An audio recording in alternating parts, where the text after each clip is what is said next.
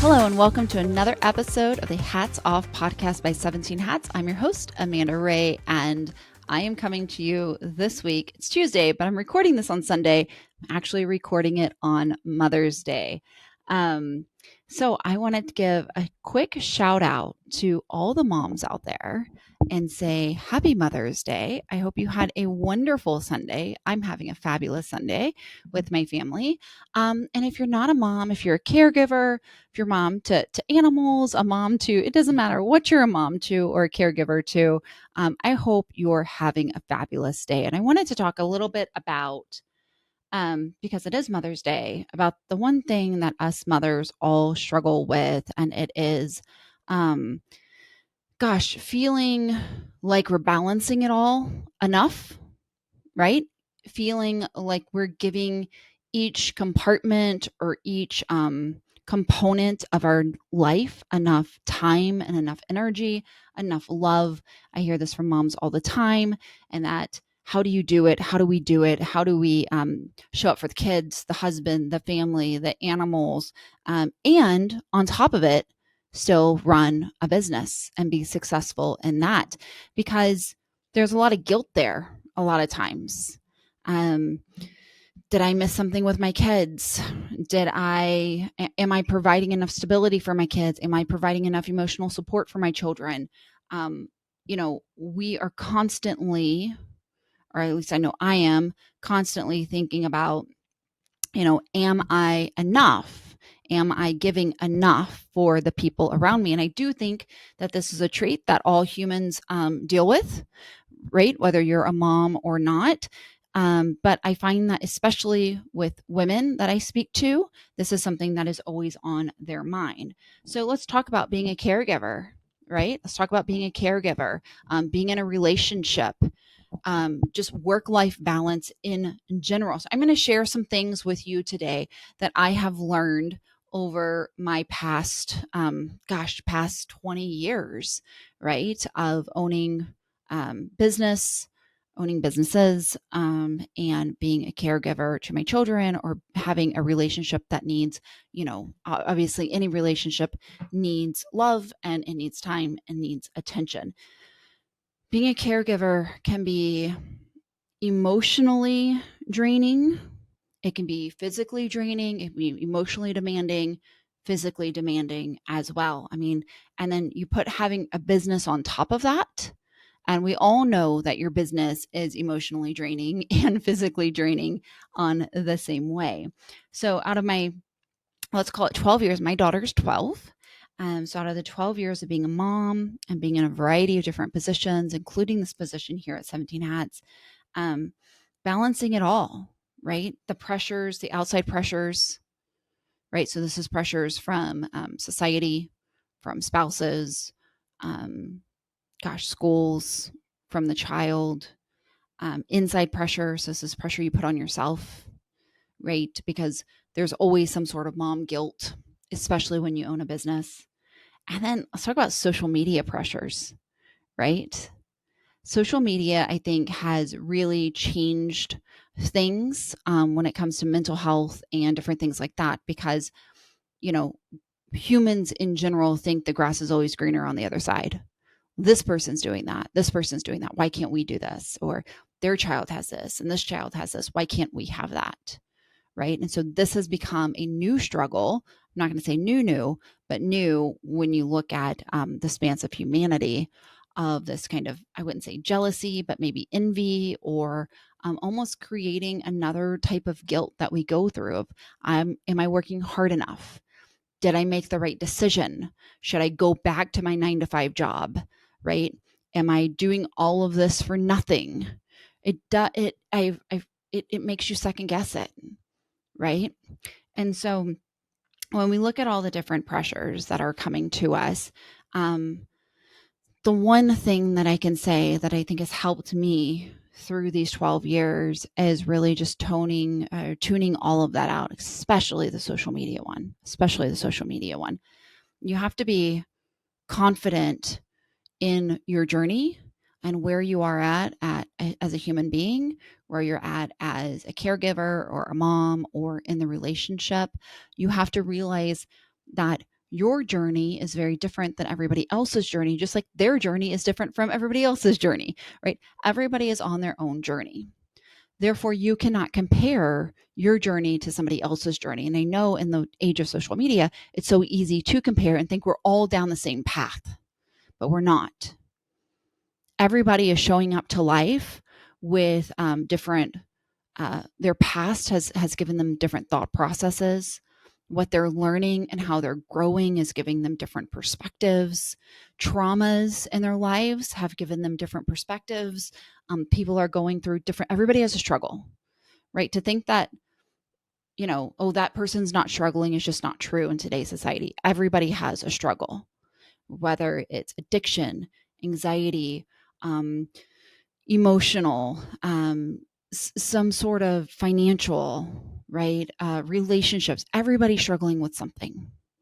So everybody is showing up to their journey a little bit differently. So when I started to sit down and think about, gosh, what insight could I give and help if you are kind of in this am I doing the right thing phase of your business, and maybe not super confident that you're doing the right thing in your of owning a business and growing a business, I came up with 6 things that I'm going to share with you today. 6 things that will hopefully give you some clarity, hopefully give you some confidence as well as you continue on this path, your path towards business success. So here we go. Here's number 1. Do the very best that you can do at the moment where you're at. Okay. If you would just tell yourself, I'm doing the best that I can right now. And that's the difference, is right now. You might be tired. You might be sick. You might be mentally exhausted. You might have 1,000 things going on in your head. What is your best at that moment? And just do that. It's okay to not be 100% all the time, right? It's okay. Maybe your best in that given time is only 30%. Like, that is the only capacity that you have, is 30% capacity because of everything else that's going on, and that you're exhausted and you're pushing it in other places, and you have 30% capacity. Show up 30%, right? Asking your spouse, asking the people around you, gosh, if they ask you to do something or you ask them to do something, what capacity are you at, right? If you had an exhausting day and if you think of, your amount of energy as 100%, right, for the day, if you put 60% of your energy into hard work, earlier that day, you only have 40% left, right? So you need to think about, what is your best right now? It might not be 100%. That's okay. That is 100% okay. Just do the best that you can for that given moment. Stop putting unrealistic expectations on yourself that you have to be at 100% every single minute of the day, every day, 7 days a week, every month of the year. It's unrealistic.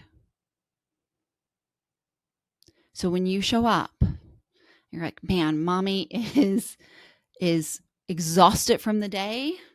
I'm going to try to do the very best that I can, even though I'm just really, really exhausted. And communicate that with your people. Communicate that with your kids. Even if some of your kids might not be old enough yet. That's okay. Right? But give yourself the grace that you showed up in the best way you could at that given moment. Take in the little moments. That's number 2. A lot of times when we own businesses, and I've done this too, is that, it was almost this kind of guilt, or like I felt like I had to do like a big thing, right? We have to go to big dinner, or we need to go to take in a sports game, or we need to go on a big vacation. I needed to do something big to make up for the lost time due to working. And I quickly realized that, gosh, that's not it, right? it was about the little things. And so I quickly moved to making sure that I took my daughter to school every morning. She could walk to school. School's only like 5 minutes from our house, or not even 5 minutes. But she could totally walk to school. It's just a few blocks. But I lost that time with her. Even though it took us just a few minutes to drive to school, it was, how's your day? How's your test going to be? Helping her mentally prepare for the day, answering any questions that she has, chatting with her about her friends, seeing her get out of the car, get so excited to see her friends and run off and act like a teenager. It really blows my mind sometimes. But even though it's 5 minutes every day to take her to school, and I try to pick her up on the days that I can as well, that time, just me and her, that gives us time to connect and to bond and to talk.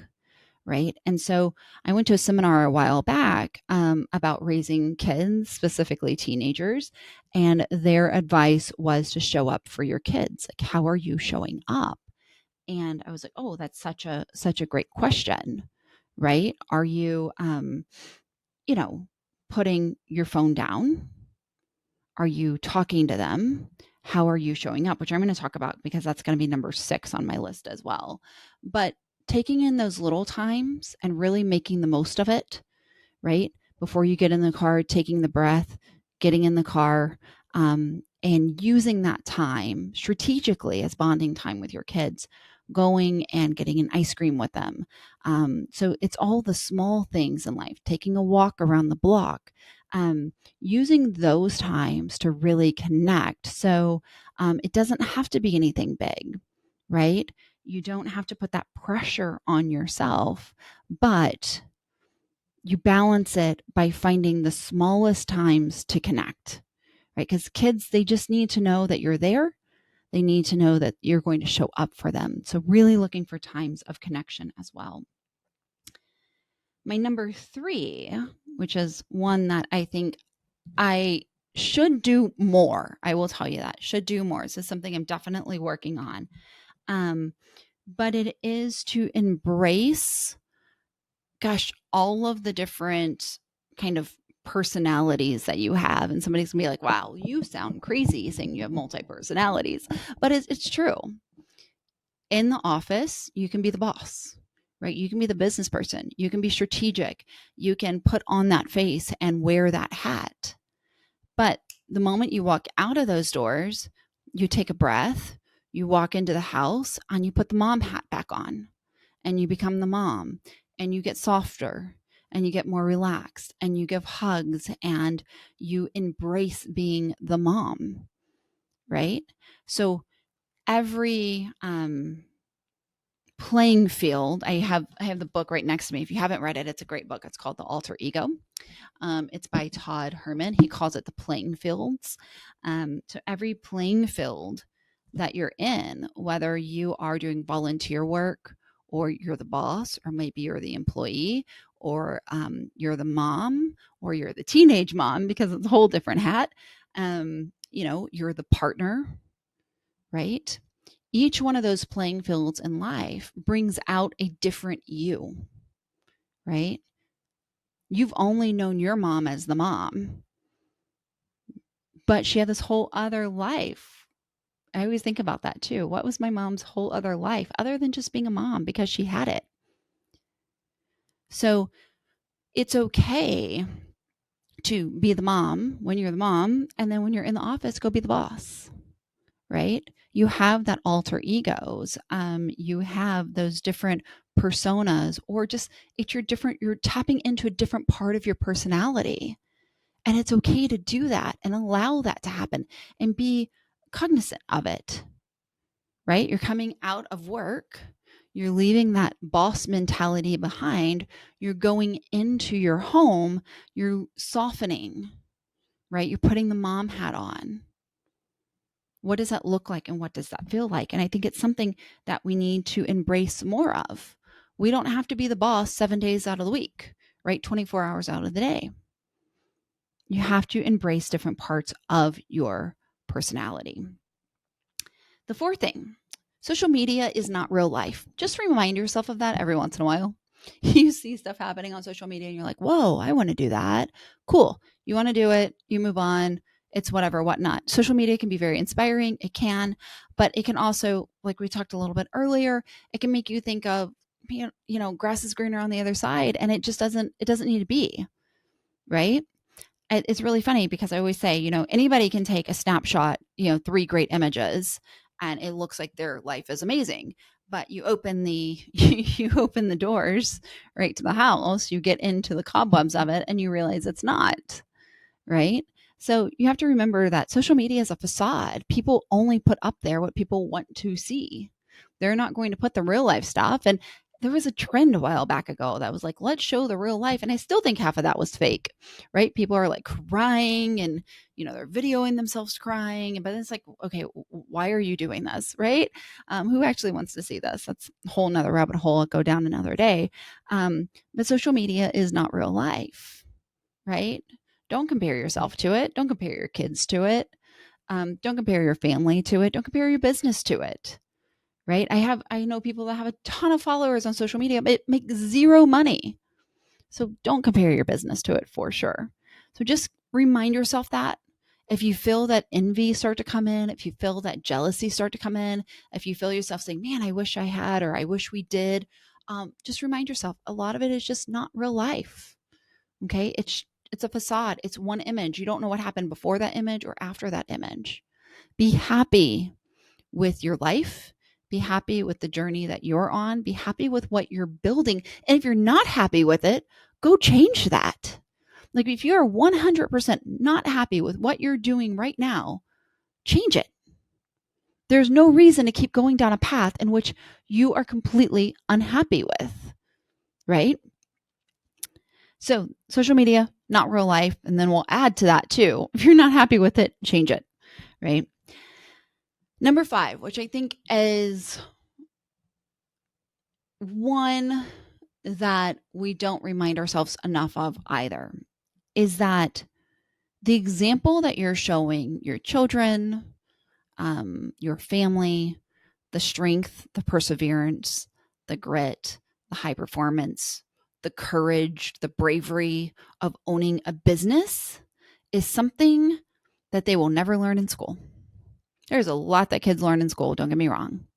But some of these true characteristics, grit, perseverance, being I feel like 2 that every small business owner goes through in order to really achieve success in small business, you have to have grit and you have to have perseverance, right? And to be that living, breathing example to where they can see your highs and see your failures and see you go through the failures, see you persevere, see you to have courage to go down, to go through hell and back up, right? Because sometimes it is. Business is not an easy thing. If it was easy, everybody would do it and everybody would succeed, but it's not. You're going to have really high times and you're going to have really low times. And how you act during those times, how you show up during those times, how you persevere during those times, those are examples that they will remember you by. And when they come to those same challenges in life, they will know what to do because they watched you do it. Right? So by allowing your children to see, by allowing the people around you to be a part of that and to see it, I think so many of us put on the face all the time of, oh, it's great, business is great, it's going great, and we're dying inside. Little by little, we're either suffocating ourselves, we're putting too much pressure on ourselves, we have too much guilt, right? We're running around like busy little bees, constantly moving and constantly doing things that we're not taking care of ourselves, but we're putting up the facade that everything's okay. We're not allowing anybody in to see the journey. Allowing them to see that journey and allowing them to know, not in a way that scares them, but in a way that's honest and fit for their, like, whatever age they are, allowing them to be a part of it, they're going to learn so much from you. And that learning is going to be taken into their own lives as well. So be that example of strength and perseverance and grit. Let them in on it, and let them learn from you. Because as parents, right, they're looking at how we handle situations, so they know how to handle situations. And my last thing is showing up for your kids. And we talked a little bit about this earlier, but kids don't need a lot, right? They don't need a lot, but what they do need is they need you to show up for them. And it doesn't mean show up to every sporting event. It doesn't mean to take them somewhere every weekend. It means ask them questions, put your phone down, look them in the eye, give them a hug, go by their room and tell them good night, wake them up in the morning with a smile, communicate with them. I think as kids get older, and I've seen this even with myself, when my daughter was little, I took her into bed every night and read her a story, and she would go fast asleep, and then I'd wake her up in the morning. And now she is such an early riser. She'll wake me up more than I wake her up because she's up at, crack of dawn. But now here recently, especially when I was really busy earlier this year, I found that she would put herself, good night, I'm going to bed, and we'd say good night. And I'd walk past her room and not open the doors because I didn't want to disturb her. I was like, wait, when did that stop happening? When did I stop tucking her in, right? It all goes so quick. So, I'm even trying to make more of an effort to ensure that, even at night, it's not just a quick good night, but I go by her room and sit down on her bed and I talk to her, and it takes 3 minutes, 4 minutes, 5 minutes. That's it. But I show up for her, to communicate with her, to talk to her, to ease her worries, her anxieties, her fears, to talk her through whatever she's going through. Talk to her about her favorite music, which of course is Taylor Swift these days, and to get to know her as a teenager, right? So I'm showing up for her differently, but still showing up. Again, it doesn't have to be anything extravagant, but it is showing up in communication. But also on the flip side, I'm also, because she is a little bit older, but I even did this with her when she was, 5 or 6, I would set boundaries with her and communicate with her. Okay, mommy has a really big deadline coming up. I need about 2 hours to get this done. And then we can go do whatever. Or I have to finish this for X, Y, and Z. I need about 30 minutes. I know so many times in my life, it's like, one more minute, one more minute, one more minute. Right. And at that point, you're just pushing your kid away. One more minute. They're walking out the room, and, we're not showing up for them. They just feel rejected. But if we say, I need 30 minutes, I need an hour, I need 2 hours, whatever it is that you need, and let them know that up front, and then holding up your end of the bargain at 30 minutes, an hour, or 2 hours, going and spending 5 minutes or 10 minutes, because that's usually all they want. And then going back to your work, that is another way that you're just showing up for them. Because it's tough. It's tough to run a business and be a mom. It's tough to run a business and be a dad, right? You're getting pulled every which way. We let the pressures of our clients, deadlines, stress just compound one after another. And everything, we get to the state of anxiety or anxiousness to where everything feels like it's important, right? Because we have just allowed all of it to infiltrate our being. And so we're in this constant state of kind of panic. We're in this constant state of not being, of drowning, right? We're underwater. And everything, every deadline, every new client, every new lead, everything is just compounding that, pushing us down, right? So if you are in that constant state of anxiety, constant state of stress, which then radiates off of you and onto other people, take a breath, reset, give yourself a few hours. I know you're not going to want to. Give yourself a few hours and think about, where is it that you're at right now? Where is it you want to be? And how are you going to get there? And how are you going to manage that?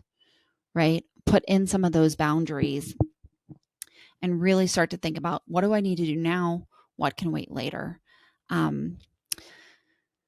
will say it, running a business, and having family, it's no joke. It takes a lot. And it is one of those reasons why 17 Hats was started, right? Is to give you back time in your day, to help you automate things so that you have time to spend with your friends and family and your children. And so you are not constantly in that state of panic, right? So what am I doing? What am I missing? What comes next? So I hope just me sharing some insight with you on things that I've done and I am trying to do so that I can keep life balanced between running 17 Hats and my children. I hope that helps you. I hope it inspires you a bit. Let me know if you have any questions about it. We would love to hear your comments and feedback on our social media. That would be the 17 Hats. Let us know. And I wish all of you moms out there a happy Mother's Day. Dads, your day is coming right around the corner soon. I hope you all had a fabulous, fabulous weekend.